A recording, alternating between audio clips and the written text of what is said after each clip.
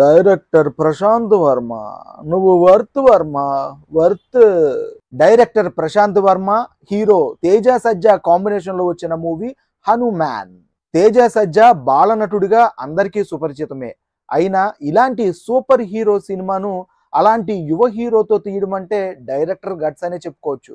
ఆంజనేయ స్వామినే సూపర్ హీరోగా చూపిస్తూ ఆయన శక్తితో హీరో ఏం చేస్తాడనేదే సినిమా కథ. సంక్రాంతి వేళ బడా హీరోల సినిమాల మధ్య వచ్చిన ఈ హనుమాన్ సినిమా అందరినీ ఆకట్టుకుంది. వినయ్ రాయ్, వరలక్ష్మి శరత్ కుమార్ కీలక పాత్రలతో వచ్చింది ఈ సినిమా. రిలీజ్ కి ముందే పెయిడ్ ప్రీమియర్ షోలు వేశారు ఈ సినిమాకి.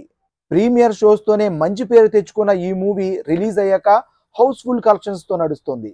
తేజ సజ్జా లాంటి యువ హీరోతో ఇలాంటి సూపర్ హీరో సినిమా, అది కూడా తక్కువ బడ్జెట్ లో చేయడం అంటే మామూలు విషయం కాదు.